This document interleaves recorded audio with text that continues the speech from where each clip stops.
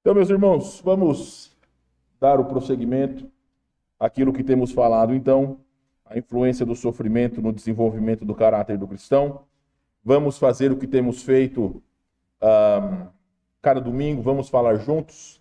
Salmo 119 e 71, vamos lá? Foi-me bom ter eu passado pela aflição para que aprendesse os teus decretos. Salmo 119, versículo 71. Quero convidá-los a abrirem suas Bíblias para o livro de Jó. Vamos para o livro de Jó, capítulo 1, versos 20 e 21.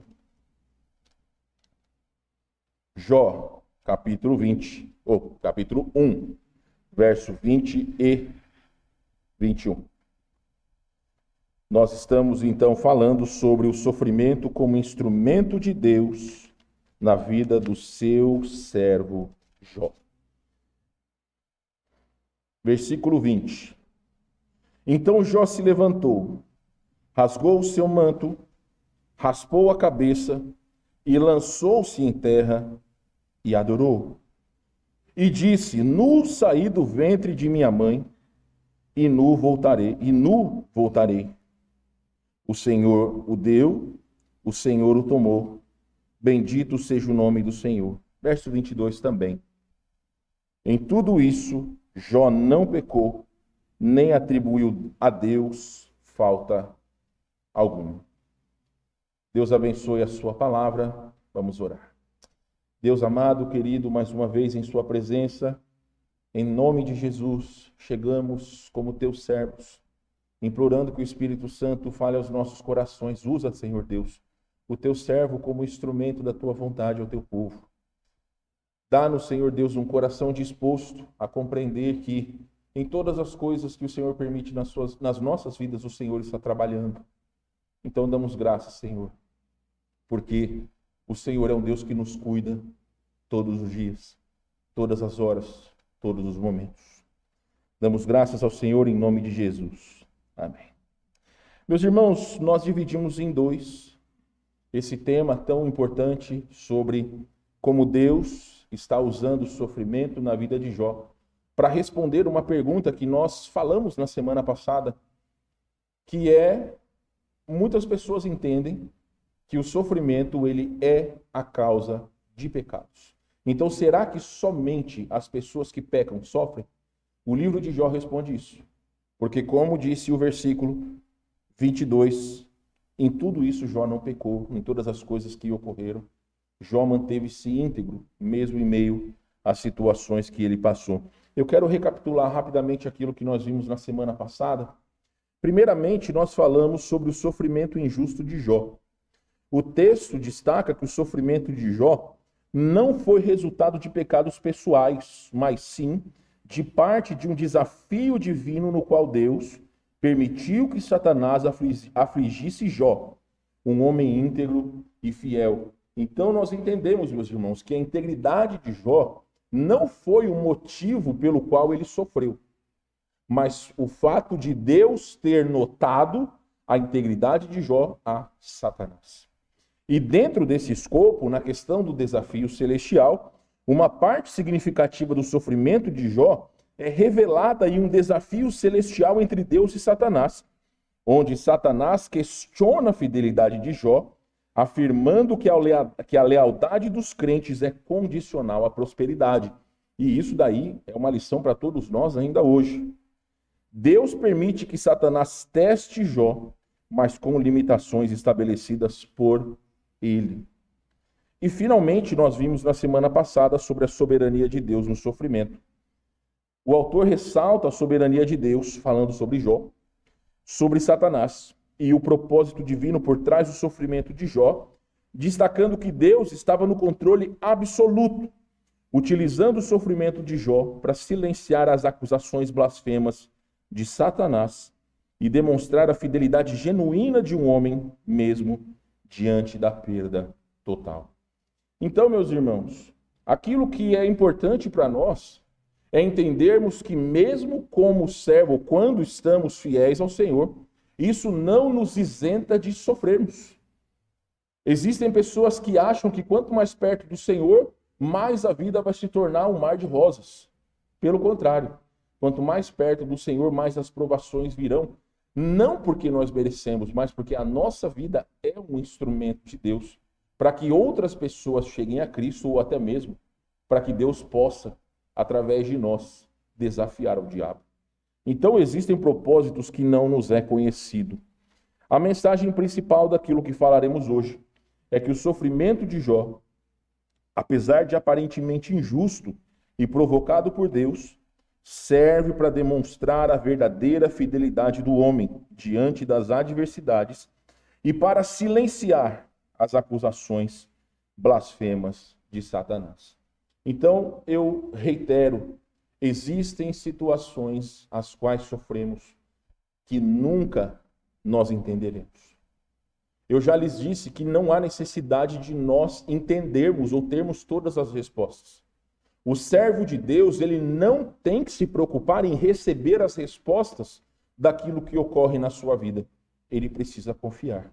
Nós somos chamados a ter fé e não a compreendermos as situações. A integridade de Jó não mudou, mesmo em face a todas as perdas que ele teve. E eu sei que poucas pessoas são tentadas, ou pelo menos são provadas, assim como Jó foi. Nós, meus irmãos, precisamos aprender que por muito menos nós murmuramos ou nós negamos a Deus através das nossas atitudes. Então, quero falar com vocês sobre 3 lições importantes, ainda sobre o sofrimento de Jó como instrumento de Deus. Primeiramente, meus irmãos, eu quero falar a vocês sobre o inabalável caráter de Jó face ao sofrimento. Nós vimos já nos versículos que lemos, versículos 20 e 21, sobre a adoração de Jó em meio às adversidades. Primeiramente, meus irmãos, ao receber as notícias avassaladoras, Jó, ele não se entregou ao desespero. Faltou um não ali, tá? A grande questão é que, claro, ele sofre. Ele sofreu, eram seus filhos, eram seus servos, eram seus bens materiais. Mas em seu íntimo, ele de alguma forma pôde entregar o seu coração diante de Deus, consolando-se na fidelidade e na soberania de Deus. O que é a soberania de Deus? Nada ocorre sem o conhecimento e sem a permissão de Deus. Então, meus irmãos, uma simples lagartixa que pula do telhado ao chão está dentro do propósito soberano de Deus. Mas, pastor, por que isso acontece? É o que eu disse a vocês. Nem sempre nós precisamos ter as respostas de todas as coisas. Mas dentro da vontade de Deus, existe um propósito em todas as coisas. E aí, meus irmãos, nós vemos que a resposta de Jó revela uma adoração que transcende as circunstâncias externas. Novamente, o verso 20 vai dizer que ele rasgou o seu manto, raspou a cabeça e lançou-se em terra e adorou. Ele colocou os seus joelhos no chão. Eu vou dizer uma coisa a vocês, meus irmãos. Quantas vezes nós, nos momentos de aflição que nós temos, nós colocamos os nossos joelhos no chão? Não há pecado orar sentado, orar deitado, orar no carro, orar no banheiro. Não é pecado, meus irmãos. Mas quando na antiguidade as pessoas estavam na presença de um rei, como que eles se portavam? Dependendo do rei e da cultura, eles se ajoelhavam. E a palavra de Deus mostra que um símbolo de arrependimento, ou pelo menos um símbolo de adoração a Deus, é quando a pessoa ajoelha-se no chão e coloca a sua testa no chão. Ela está totalmente prostrada diante de Deus. Pastor, quer dizer que eu tenho que fazer isso? Não. Não tem. Mas eu vejo que quanto mais nós estamos arrependidos, ou quanto mais nós estamos prostrados diante de Deus, mais nós mostramos humildade. mais nós mostramos a nossa manifestação da presença de Deus, ou quanto mais nós estamos clamando ao Senhor que venha nos socorrer. Então, ajoelhar-se e, como Jó, adorar a Deus foi a sua maneira de demonstrar o seu coração pesaroso, de demonstrar a sua necessidade de Deus.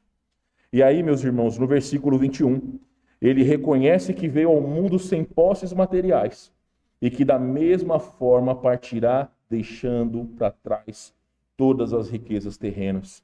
Ele fala no verso 21, nu saí do ventre da minha mãe e nu voltarei. Por mais posses que nós temos nesse mundo, nada vai chegar à eternidade. Todas as coisas ficarão aqui. É por isso que ao cristão é importante que as nossas riquezas sejam cultivadas nos céus. Não há problema nenhum em nós sermos ricos como Paulo. Mas o importante é que a nossa riqueza seja, meus irmãos, diante de Deus. Que os nossos galardões sejam cultivados diante do nosso Deus. E no verso 21, a parte B, Jó vai dizer, o Senhor o deu e o Senhor o tomou.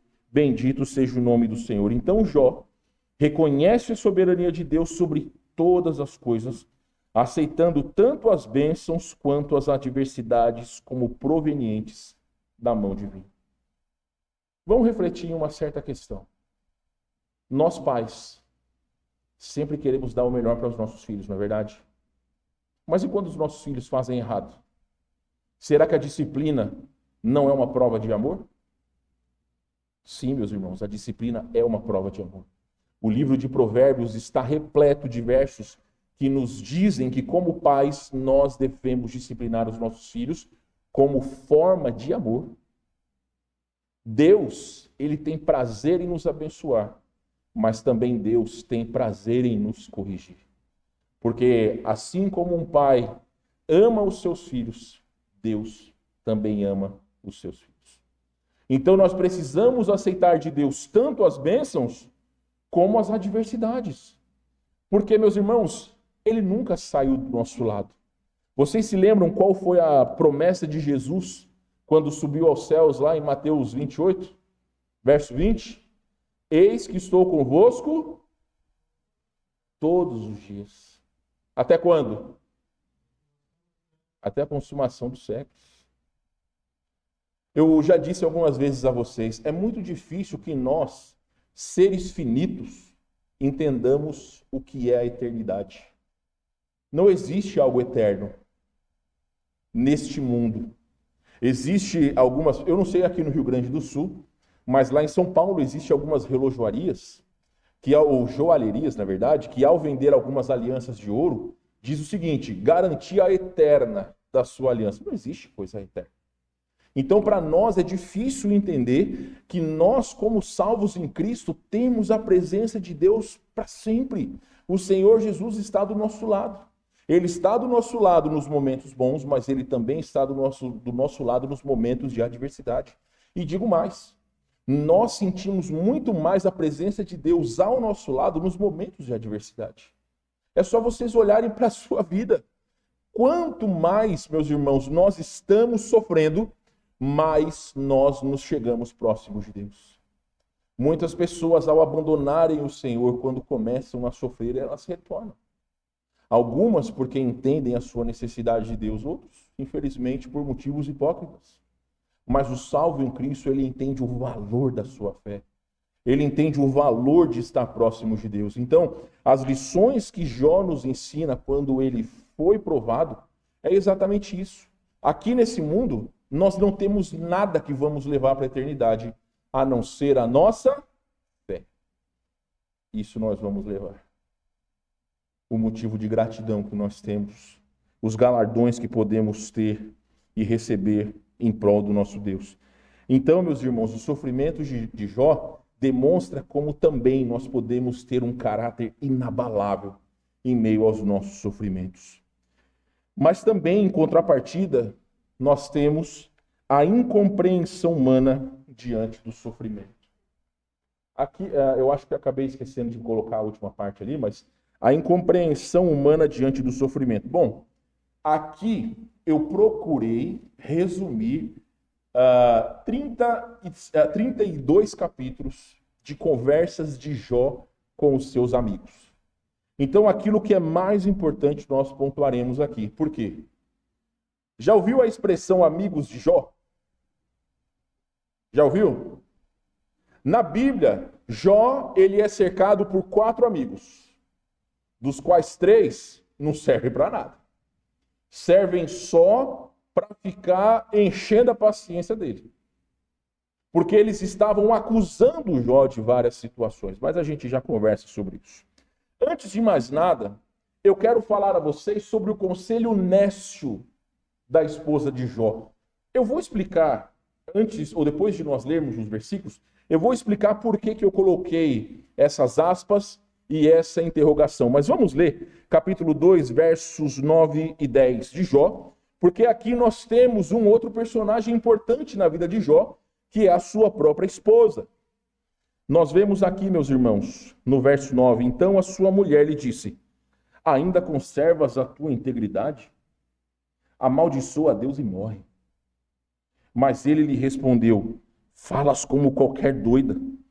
Temos recebido o bem de Deus e não receberíamos também o mal? Em tudo isso, não pecou Jó com os seus lábios. A esposa de Jó, ela é pintada como uma pessoa nécia, como uma pessoa que deu um dos piores conselhos que nós vemos na Bíblia.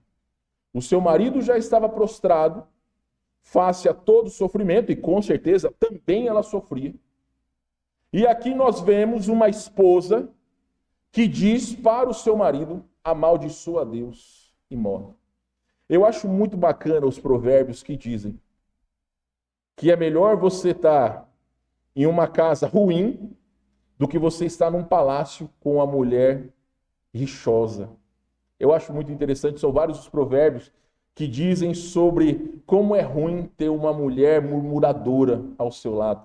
Mulheres, fiquem calmos que também não é bom para a mulher ter um marido banana do lado, tá certo?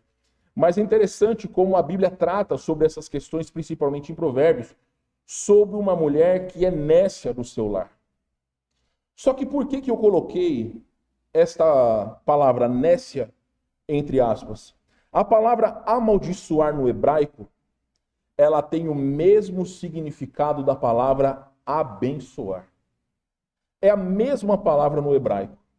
Então, quando é que você sabe se a palavra é amaldiçoar ou abençoar? Baseado no contexto.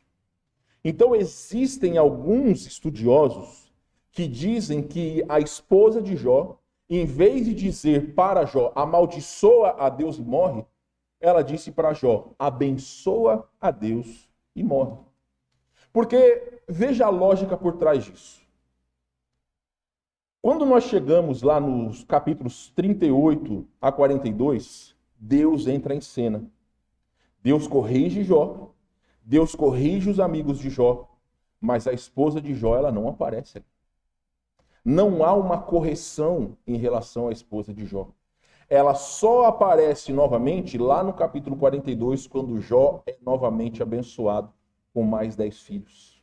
E com a mesma esposa. Não tinha outras esposas. Então existe uma linha de pensamentos teológicos que a esposa de Jó, ela deu um conselho proveitoso para Jó, para que ele pudesse abençoar a Deus. E assim, ela não foi questionada por Deus, ela não foi corrigida por Deus, e de alguma forma ela estava dizendo para que ele pudesse abençoar ao Senhor. Porém, meus irmãos, eu creio que a segunda visão é a correta. Eu creio que talvez no seu momento de desespero, e muitos de nós, quando estamos passando por desespero, muitos de nós agimos por impulso, ela disse para Jó, amaldiçoar a Deus e morrer. Eu vejo que talvez Deus não a corrigiu, ou se ele a corrigiu, não está na palavra do Senhor, mas de alguma forma ela deve ter se arrependido. Porque, meus irmãos, não foi só Jó que sofreu. A esposa, a mãe dos filhos que faleceram, a sua ajudadora idônea, que tanto passou com Jó os seus momentos para que ele tivesse tudo que ele conseguiu no decorrer da sua vida, também ela sofreu. E talvez no seu momento de dificuldade, ela disse essa besteira para Jó, mas de alguma forma o Senhor permitiu que ela pudesse ser abençoada assim como o seu marido. Mas também, meus irmãos, nós vemos dos capítulos 3 a 37 de Jó, os debates de Jó e os seus amigos acerca da sua condição. Primeiramente, meus irmãos, nós vimos que os amigos de Jó, ao verem a aflição do amigo, decidiram visitá-lo. Inicialmente, permaneceram em silêncio, compartilhando da dor de Jó. Contudo, à medida que a narrativa se desenrola, o silêncio se transforma em acusações. Então, primeiramente, os amigos de Jó, eles sentaram ao lado dele, compartilharam da sua dor, só que eles acharam que o sofrimento que Jó tinha era fruto da sua infidelidade. E eles discorrem durante o capítulo em muitos diálogos, aonde eles acusam Jó e Jó se defende. Eles acusam Jó dos mais diversos tipos de situações, mas principalmente que ele estava sofrendo tudo aquilo por conta do seu pecado.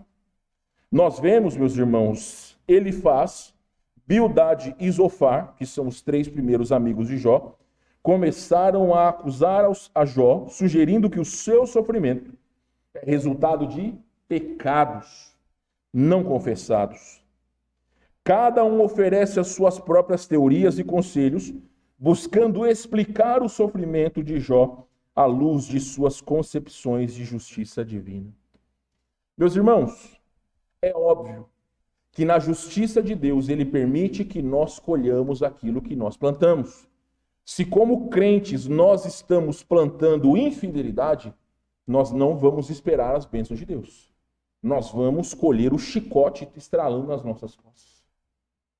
Só que o que nós vemos aqui é que nós não podemos julgar o sofrimento alheio. Por vezes os irmãos sabem que deste púlpito, ao falar sobre pecados, ao falar sobre situações que nós passamos, sempre eu deixo claro que o julgamento pertence a Deus. Não cabe a mim, não cabe a você julgar a vida alheia. Porque existem coisas que parecem para nós, quando na verdade pode não ser. Quantos não sentaram nesses bancos no decorrer dessa igreja, que pareciam crentes fiéis a Deus, mas que se mostraram lobos em peles de ovelhas? Quantas pessoas não agiram como alguns dos que acompanharam Paulo no decorrer do seu ministério? Muitos abandonaram a Paulo quando ele foi preso. Ele cita alguns dos seus companheiros que simplesmente viraram as costas para eles. Um deles é Marcos, o escritor do Evangelho de Marcos. Ele era um dos companheiros de Paulo e ele virou as costas para Paulo. Mas posteriormente ele é citado por Paulo como alguém que era útil ao ministério. Muito provavelmente porque ele se arrependeu. Porque ele entendeu o plano de Deus em sua vida. É por isso, meus irmãos, que às vezes nós vemos situações ocorrendo na vida de pessoas e nós não podemos julgá-las. O nosso julgamento por vezes é falho. O nosso julgamento por vezes é cercado pelas nossas expectativas ou por aquilo que passa em nossos corações, pelos nossos sentimentos. Então nós devemos cuidar com os julgamentos. Existem pessoas que dizem que é pecado julgar. Não, não é pecado julgar. É pecado julgar erradamente. É por isso que por vezes nós devemos orar pelas pessoas, colocando-as diante da mão de Deus, que todas as coisas conhece. Então, acerca dos amigos de Jó, 3, Elifaz, Bildade e Zofar, realmente eram os amigos da onça, se assim nós podemos dizer. Porém, meus irmãos, no capítulo 32 entra um outro amigo de Jó, chamado Eliú, que no caso é um jovem sábio. Ele rompe o ciclo de acusações e apresenta uma perspectiva diferente. Ele destaca a necessidade de humildade diante de Deus e reconhece que a sabedoria verdadeira vem do Senhor. Então, eu estou aqui tentando resumir mais de 30 capítulos em algumas poucas sentenças para que os irmãos tenham um quadro do livro de Jó. Dos 4 amigos de Jó, um foi uma pessoa sábia que não levantou questionamentos acerca daquilo que estava acontecendo com eles sobre pecados. Se são pecados ou não, Deus sabe.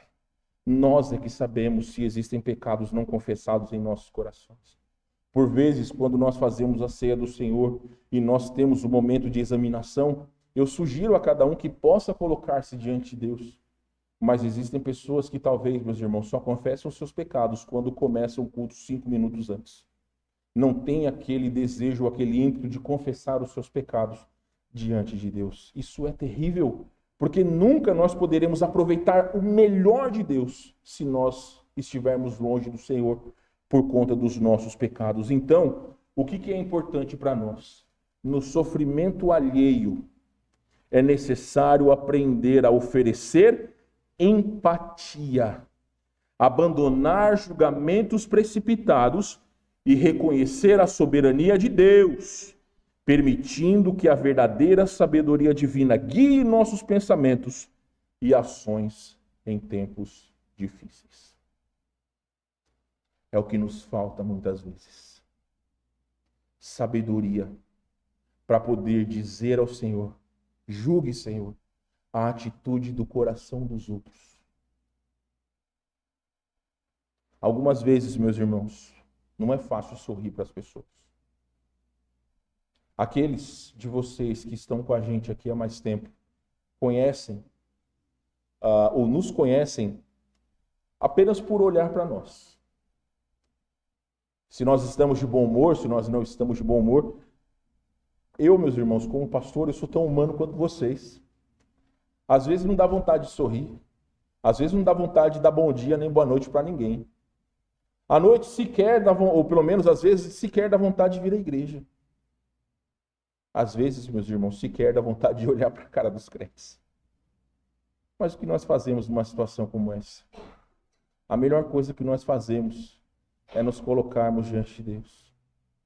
Reconhecer que os nossos pensamentos e os nossos sentimentos são falhos. Que muitas vezes, se nós dependermos da nossa vontade, nós não fazemos absolutamente nada.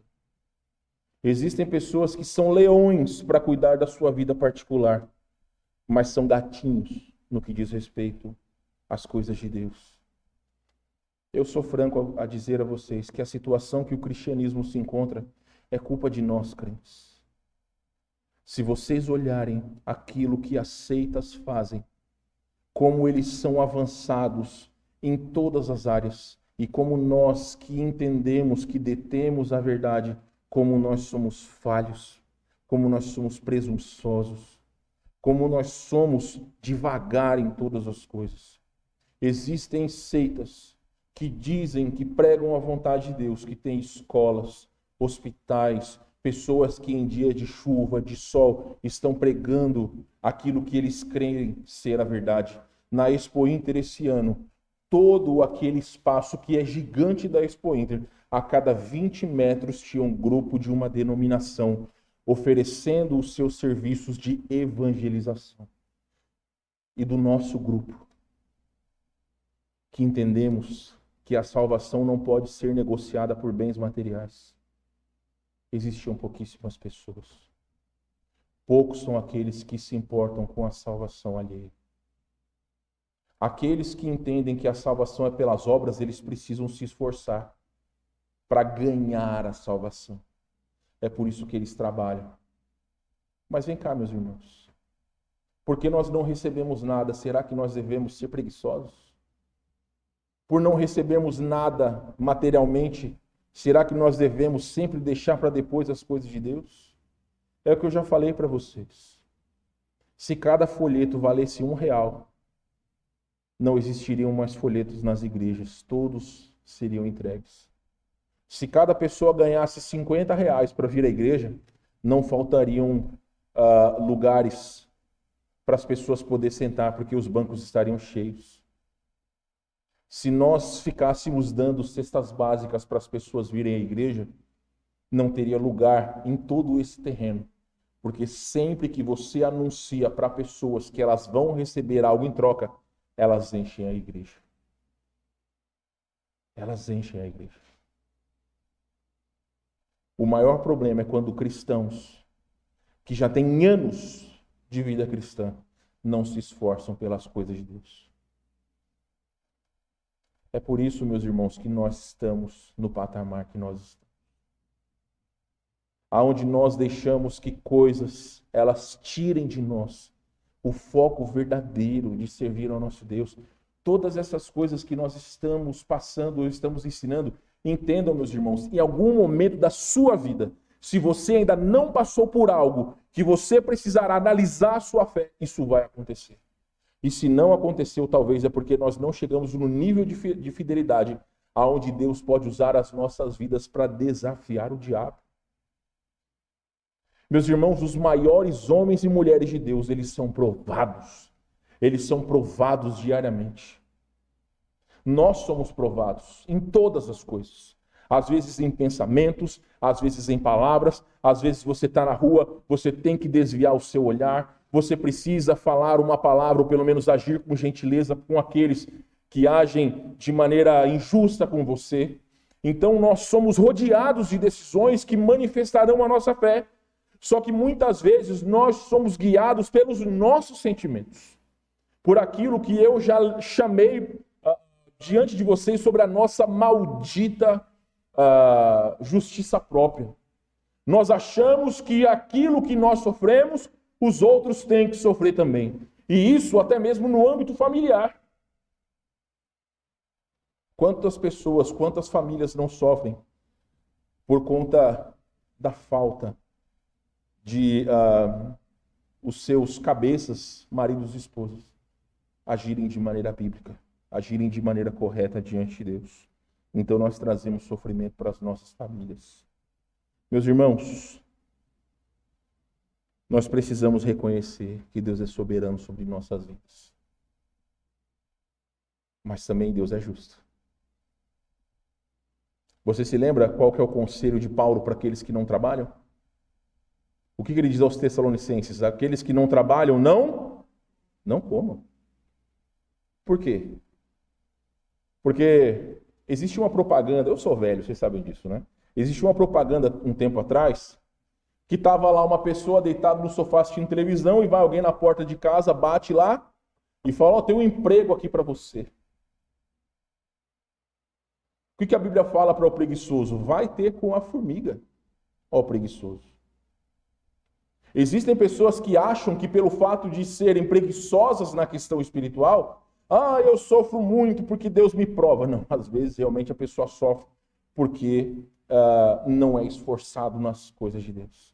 Às vezes por consequência do seu próprio pecado, da sua própria atitude diante de Deus. A terceira lição, meus irmãos, que nós vemos sobre como Deus usou o sofrimento na vida de Jó, é que nós podemos encontrar o significado no sofrimento e confiança na soberania divina. Nos capítulos 38 e 39, meus irmãos, Deus não agiu como juiz, mas como portador de graça nos discursos dele e Deus com Jó. Deus disse a Jó, por exemplo, aonde você estava quando eu lancei os fundamentos da terra? Deus usa o seu conhecimento sobre a sua criação para que Jó entenda a sua pequenez. Meus irmãos, vocês, esta igreja, nós existimos dentro de um plano que é gigante e nós não entendemos. Entendam que todas as coisas convergirão para um propósito que só Deus sabe. Nós não podemos esperar na política, nós não podemos esperar na sociedade, nós não podemos esperar coisas dos homens, porque nós sabemos que esse mundo jaz no maligno. Existirá uma só língua universal, uma só economia, existirá uma só religião, aonde tudo isso será o início da onde o Senhor Jesus Cristo, com a sua boca, sairá uma espada de sua boca e ele acabará com tudo isso. E isso é listado em Apocalipse 19. Mas tudo isso precisa chegar lá. Então todas as coisas que acontecem estão debaixo do plano de Deus. Muitas pessoas perderam as suas esperanças quando o governo atual ele foi eleito. É como se Deus tivesse errado. Vamos ser honestos? Vamos ser justos? Nós merecemos todas as mazelas dos nossos governos, municipais, estaduais e federais. Sabe por quê? Porque um cidadão normal é tão corrupto, muitos deles, é tão corrupto quanto os nossos governantes. Nós dizemos que os governantes são o reflexo dessa nação. Quando pessoas aproveitam das menores oportunidades para passar a perna nos outros para levar vantagem. Isso você vê naqueles que avançam sinais vermelhos. Nos mercados, você vê aqueles marmanjos que param nas vagas de deficientes, nas vagas de idosos, nas vagas de pessoas distantes. Você vê isso. Meus irmãos, se existe uma coisa que me dá raiva, não é só bater a porta do meu carro. Mas é quando eu vejo pessoas na fila do mercado, tá lá 10 unidades e você vê aquela pessoa cara de pau com um carrinho cheio. Como diria um irmão meu, ali dá vontade de você perder a sua fé. Por vezes, meus irmãos, é difícil você agir de maneira digna num mundo tão dominado pela corrupção moral. Nós vemos como homens e mulheres são corruptos, onde mulheres gostam de exibir os seus corpos e homens gostam de mexer com mulheres, gostam de, por vezes, até mesmo atentar contra a vida de mulheres. Nós vivemos num mundo corrompido e não podemos esperar coisa diferente. É claro, meus irmãos, que as coisas poderiam ser melhores. Mas o que esperar de pessoas sem Cristo? Talvez as coisas poderiam estar melhores com um governo diferente. Mas Deus está no controle de todas as coisas. E quando nós cremos nisso, não importa se é o diabo que está sentado na cadeira presencial, nós cremos que Deus é soberano. E é exatamente isso que Deus diz a Jó. Eu sou Deus, eu estou no controle de todas as coisas. E aí, meus amados irmãos, nós não vemos a explicação de Deus sobre o porquê que Jó sofreu. Então, como eu já disse algumas vezes no passado, eu e vocês, lendo o livro de Jó, nós entendemos todo o motivo do porquê que Jó sofreu. Mas ele não soube. Simplesmente Deus não quis explicar. Deus não achou necessário que Jó soubesse do porquê ele foi provado. Talvez na presença do Senhor, o Senhor disse para ele, olha, foi necessário que eu fizesse isso, para que o diabo visse que pessoas podem se chegar a Deus por amor e não por interesse. Mas não é dito no livro de Jó. E isso para você e para mim é o que nós precisamos entender, que nem sempre nós precisamos de explicações para tudo que ocorre nas nossas vidas. Olha, meus irmãos, a paz de Jó, ao aceitar a soberania divina, mesmo sem as respostas claras. Vamos lá? Alguém leia para nós aí, por favor. Vou tomar um pouquinho de água. Alguém leia para nós essas passagens, capítulo 40, versos 3 a 5, e também 42, de 2 a 5. Então Jó respondeu ao Senhor e disse, sou indigno, que responderia eu? Põe a mão na minha boca. Mas eu falei que não replicarei a graça vezes, porém não consentei. Olha que interessante, meus irmãos.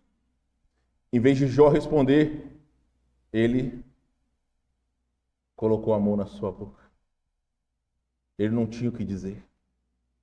Às vezes é melhor ficar calado. E Provérbios diz isso. É melhor você ficar calado e se parecer com o sábio do que você abrir a boca e as pessoas verem que você é honesto. Provérbios. Então Jó entendeu que diante da grandiosidade de Deus, o que ele tinha a dizer? Nada. Calou a boca, ficou quieto. 42, de 2 a 5.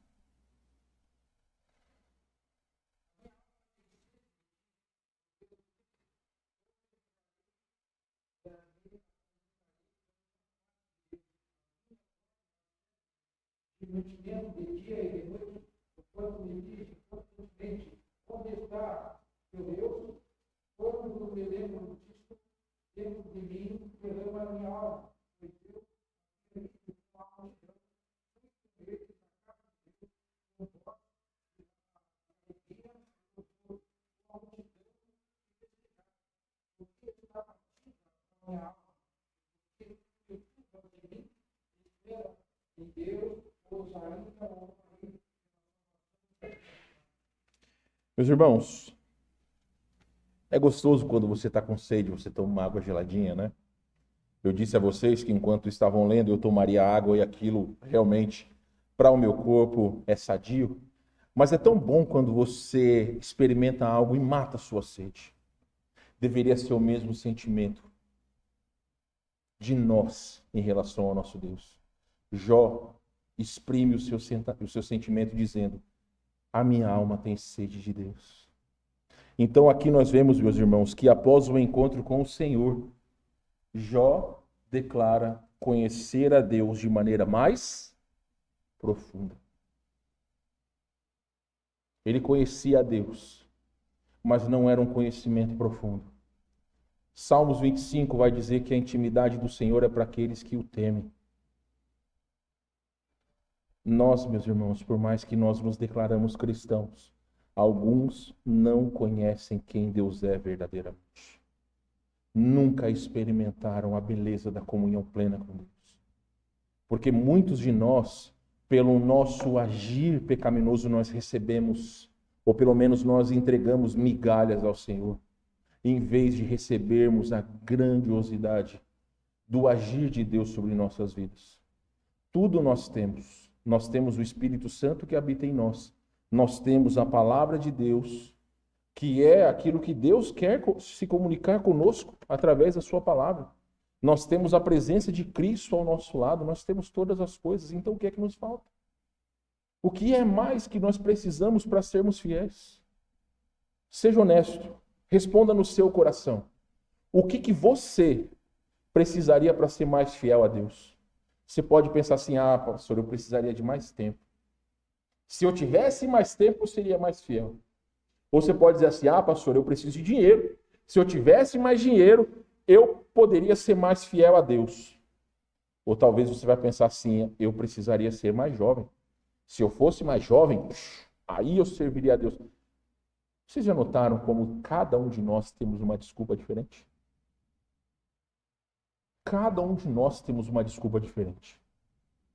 Cada um de nós. Às vezes nós nos esforçamos por coisas tão banais e nós não nos esforçamos por aquilo que é o principal das nossas vidas. É importante, meus irmãos, eu estava conversando com a minha esposa que nós temos algumas pessoas na nossa igreja que há anos preenchem certas vagas na nossa igreja de professores de escola dominical. Infelizmente, esse quadro, ele não se atualiza, porque por vezes, quando é conversado com alguém, a pessoa muitas vezes diz: ah, mas eu não gosto de trabalhar com crianças de determinada idade. Eu sequer gosto de trabalhar com crianças. Ou então: ah, pastor, mas eu vou chegar lá na frente para pregar, eu não sei o que falar. Ah, pastor, eu prefiro chegar na igreja, sentar no banco, ouvir e não fazer nada. Existem pessoas que agem dessa forma. E sabe qual é o problema, meus irmãos? Quando nós vemos no livro de Mateus, quando Jesus fala dos dons e talentos, Mateus 25, pessoas enterram os seus talentos, porque não querem utilizar para a glória de Deus. Pessoas muitas vezes se esforçam para usar os seus dons e talentos de maneira secular, mas no que diz respeito à obra de Deus, por vezes é deixado de lado. Nós temos dito a vocês Já por um mês eu já tenho dito para vocês para ajudarem com as crianças. Sabe quantos vieram? Ninguém. Só os de sempre vieram nos sábados aqui para ajudar. Alguns doaram, é verdade. Mas a ajuda braçal continua os mesmos. E aí, meus irmãos, nós estamos entrando numa época do ano onde muitas pessoas viajam, inclusive este que vos fala, talvez viaje. E aí, a igreja vai parar? Será que não vai ter alguém para cuidar de crianças? Será que não vai ter alguém para trazer o social? Será que não vai ter alguém para arrumar os equipamentos? Será que não vai ter alguém para reger, para tocar? Será que não vai ter alguém para arrumar os copos, para ajudar a limpar os banheiros? Para ajudar com as crianças? Entendam, meus irmãos, esta igreja é responsabilidade de todos nós. Não é minha responsabilidade, é de todos nós.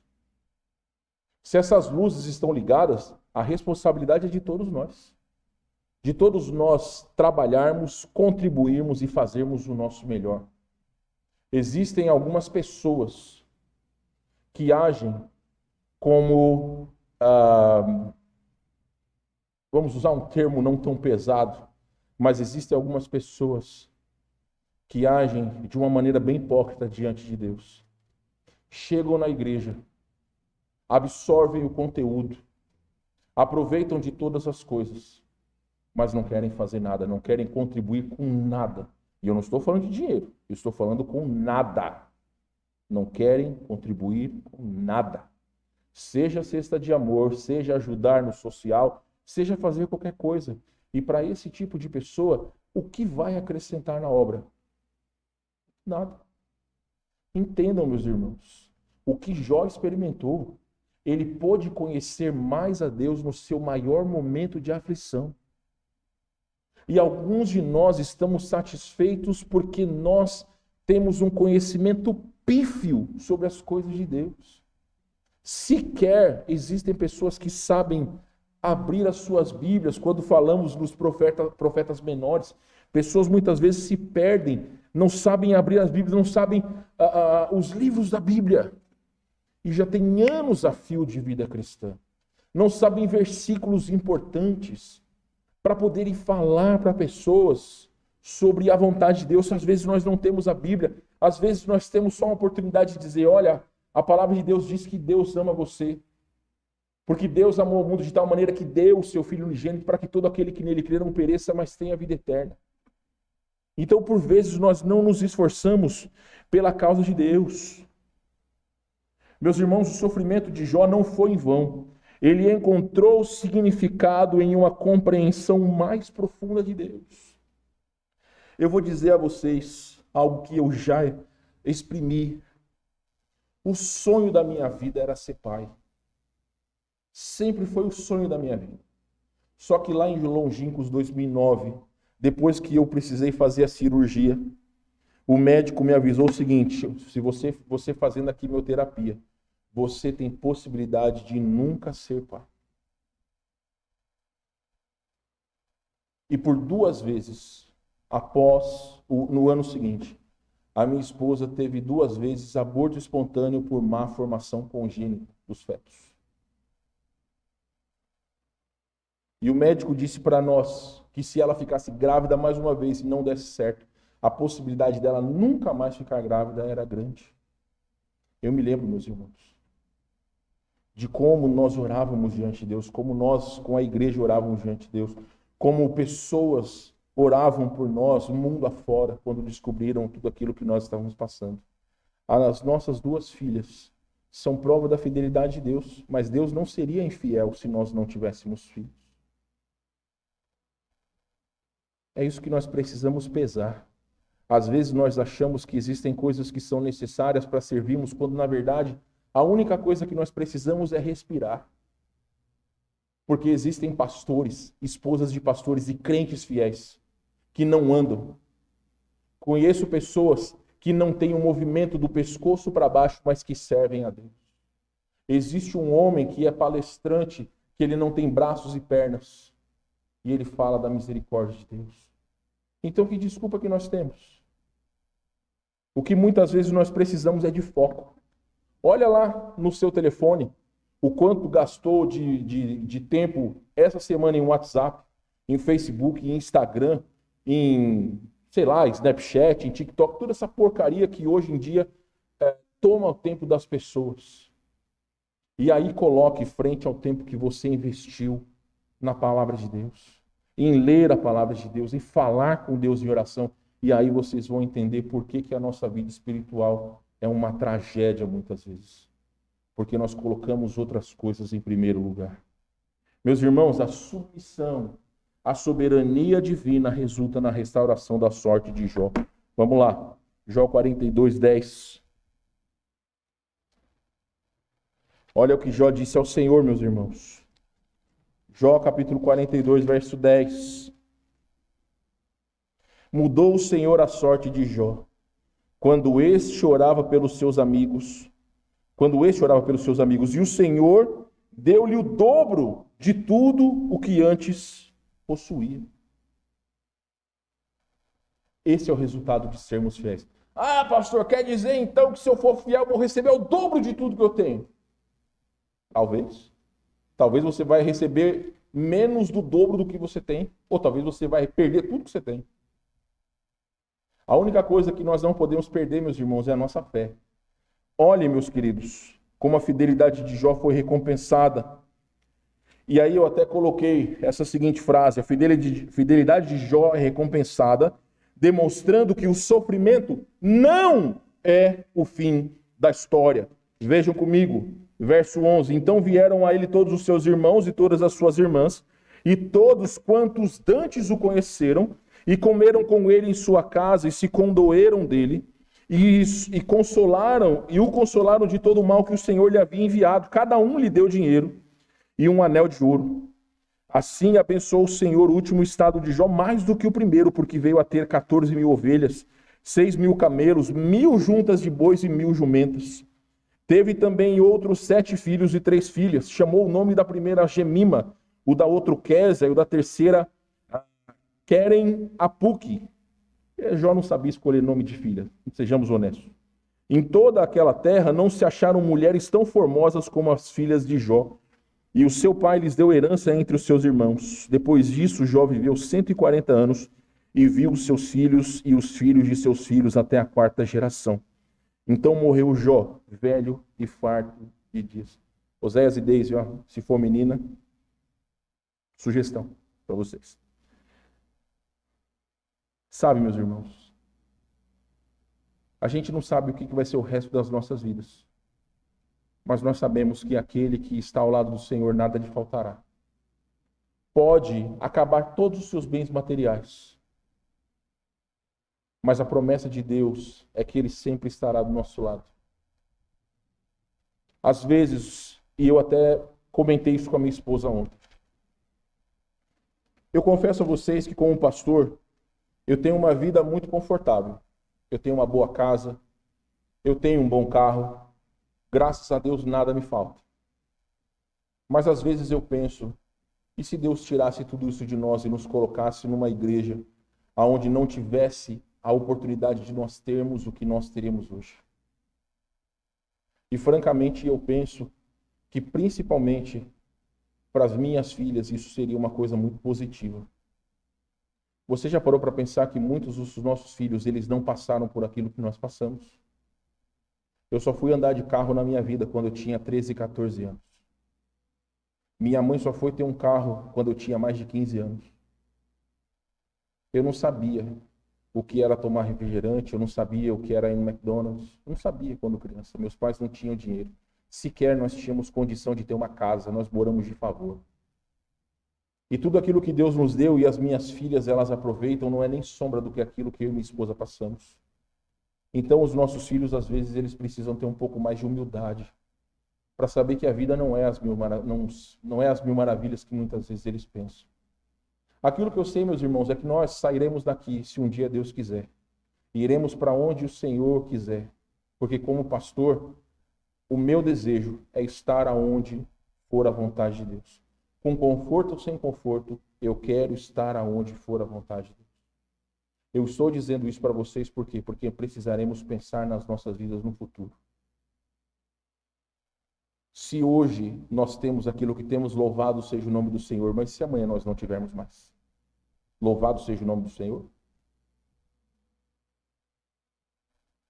Às vezes, meus irmãos, e eu estava vendo um vídeo desse recentemente, eu como pai me preocupo com a minha família. E se Deus me tirasse daqui? Como seria com a minha esposa e minhas filhas? Às vezes eu fico pensando se lhes faltaria alguma coisa. O meu lado humano pensa isso. Mas o meu lado espiritual me lembra que mesmo que eu não estiver aqui, a fidelidade de Deus não muda. Ele continua sendo fiel. É isso que nós precisamos nos apegar. Porque pessoas, elas não são eternas.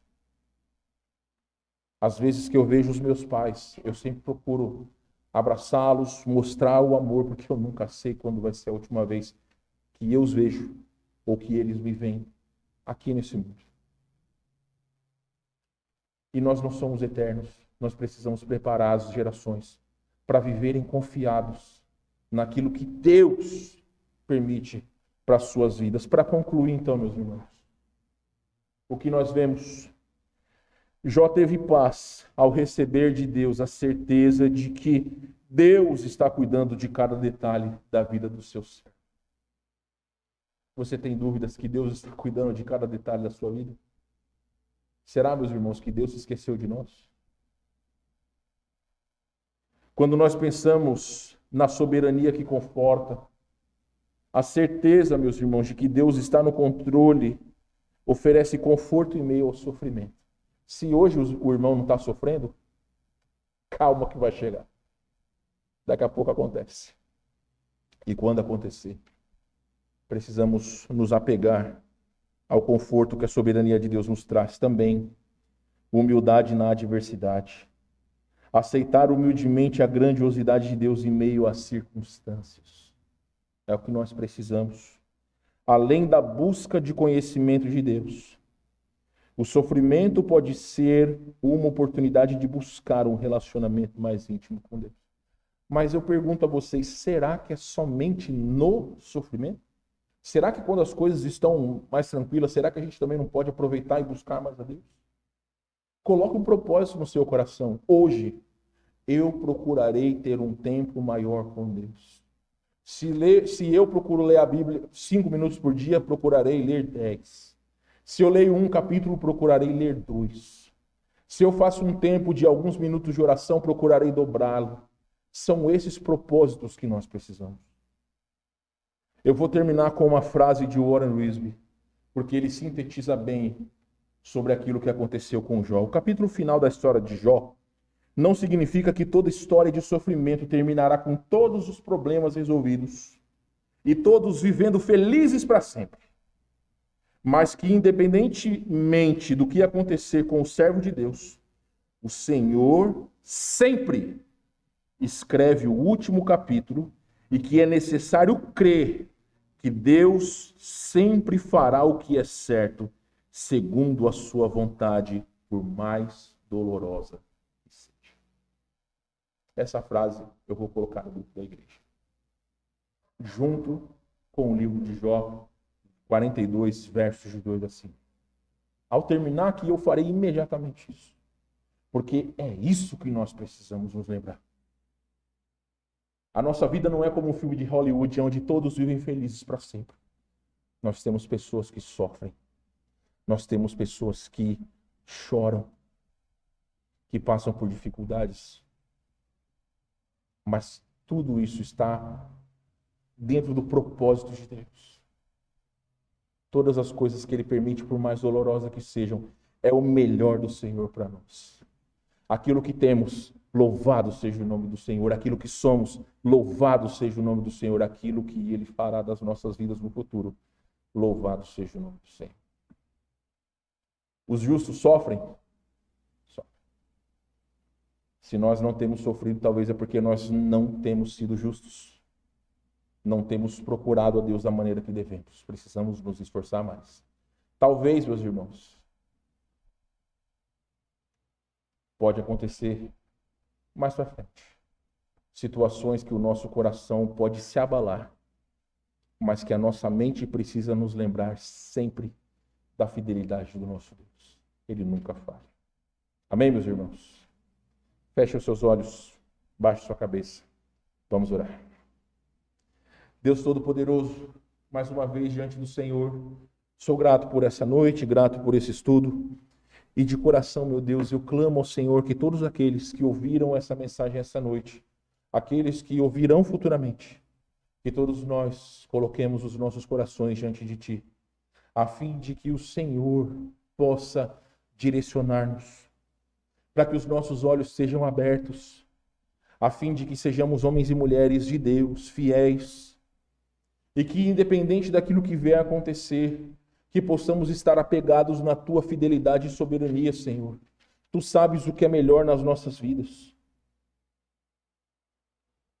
Que mesmo que os nossos bens, nossa família, tudo aquilo que temos, sejam perdidos, que não percamos a nossa integridade, a nossa fé no Senhor. Dá-nos um coração reto, Senhor, dá-nos um coração disposto. Fala aos corações de cada um de nós. Aqueles que estão sofrendo nesse momento, que estão passando por dificuldades, dê a cada coração o sentimento de que o Senhor está no controle de todas as coisas. E mesmo que às vezes as situações tomem rumos diferentes que não esperamos, o Senhor sabe o que é melhor para cada um de nós. Ajuda-nos, Senhor. É o que nós pedimos em nome de Jesus. Amém.